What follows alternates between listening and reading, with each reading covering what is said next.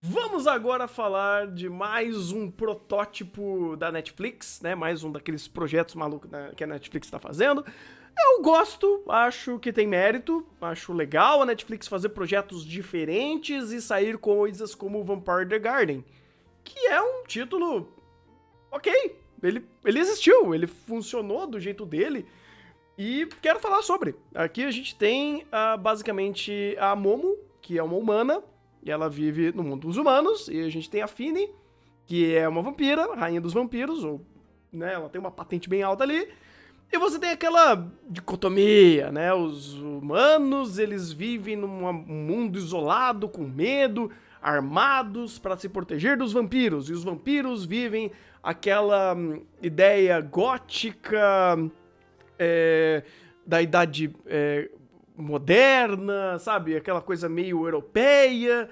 E eles têm cultura, eles têm arte, e os humanos não têm isso, porque meio que os vampiros roubaram isso dos humanos. Então, ele tem toda essa metáfora inicial e basicamente a Momo não gosta de viver na sociedade dela, a Fini também não gosta de viver na sociedade dela.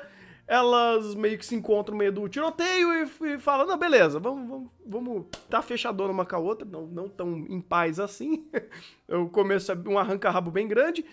Mas, eventualmente, elas se juntam e se unem pra tentar viver a vidinha delas e sair desses conflitos do mundo. Cara, Vampire the Garden, inicialmente, ele tem uma proposta muito poética.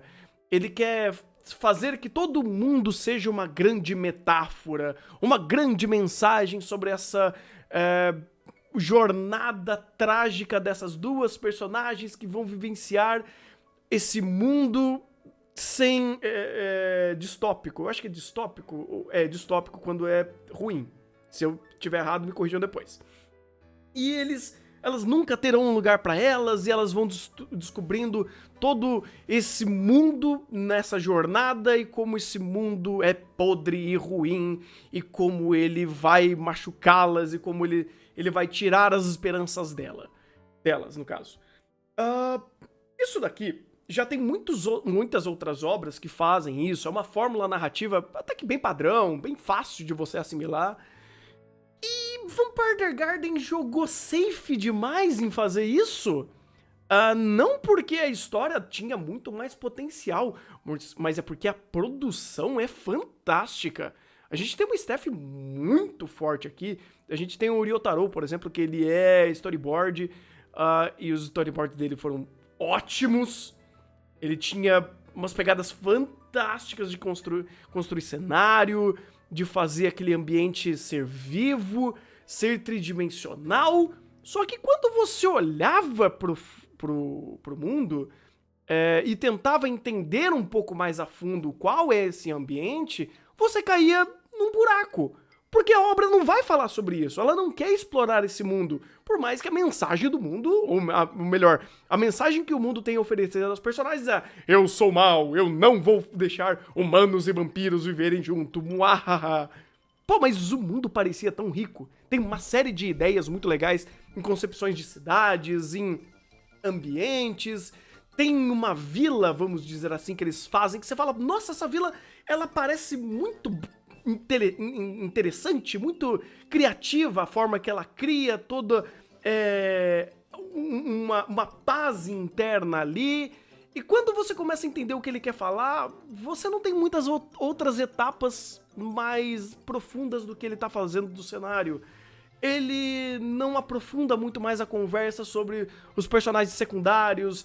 Um dos vampiros, inclusive, que ele é muito conectado a Fini, você vai entender quem ele é, tipo, nos 45 do segundo tempo. Os conflitos da familiar da Momo são extremamente básicos.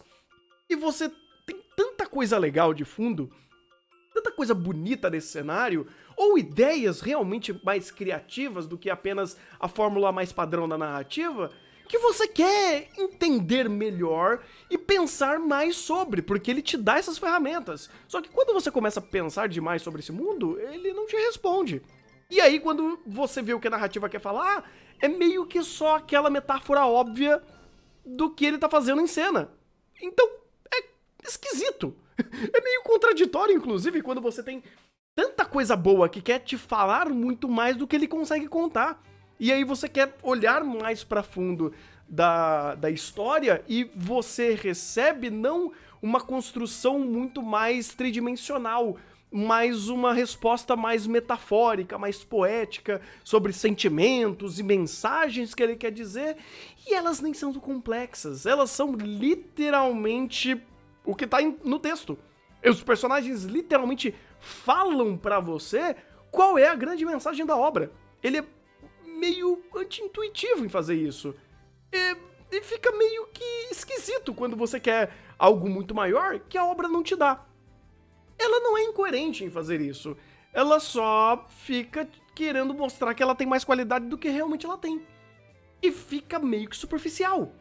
A conversa sobre Vampire the Garden, em toda a sua narrativa, personagem, contexto, ela é básica.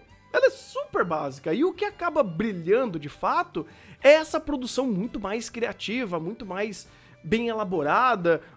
Visualmente, o anime é muito bem feito. E é só isso, sabe? É uma skin muito bonita de uma obra muito básica.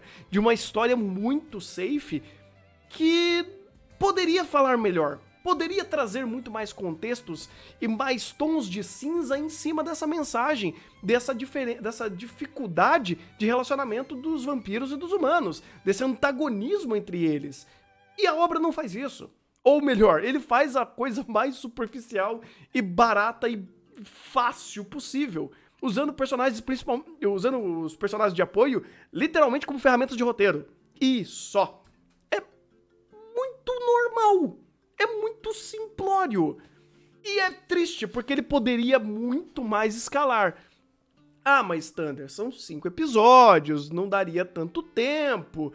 Na verdade daria. Na verdade daria. Porque se eles quisessem tornar o que tá em cena menos óbvio e deixar mais tons de cinza pelo contexto e dizer que tudo não é tão preto no branco quanto parece, ou até, não de uma forma ruim, mas maniqueísta, como esse bem e mal é passado, ele perde um pouco do valor. E é um valor inerente que a própria direção, o próprio cenário, o próprio ambiente te dá.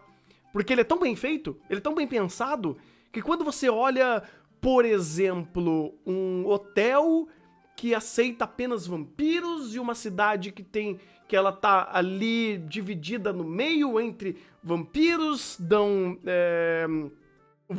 dinheiro e humanos dão sangue, e eles mantêm uma relação amistosa por isso, é só isso. Tipo, não tem absolutamente mais nada que deixa esse contexto mais rico. E ele poderia, mas ele não quer. E ele torna tudo muito mais preto no branco. Então, Vampire the Garden, ele meio que joga safe demais. E por conta de jogar safe demais, eu dou um 6 pra ele. Simples assim. Ele só podia fazer mais. E não só em âmbito de mundo, mas principalmente por âmbito de proposta. O bem e mal, a parte muito mais antagônica aqui, e todo como é muito quadradinho, ele é muito normal. Você viu uma obra que fala sobre bem e mal, você viu Vampire the Garden, e não tem muito mais do que ele consegue falar nas entrelinhas, porque as entrelinhas é só pra maximizar ainda mais essa metáfora, essa mensagem, que no final do dia é super básica. Então, sei lá, eu fiquei um pouquinho decepcionado, porque tinha muito mais possibilidades dele ser menos óbvio em o que ele quer trazer pra gente. E essa obviedade, vamos dizer assim, ela ganha muito mais força porque a produção é boa. E dá essa sensação de muito mais grandiosidade, mas ele tá contando algo extremamente básico, extremamente simples. E esse foi Vampire the Garden.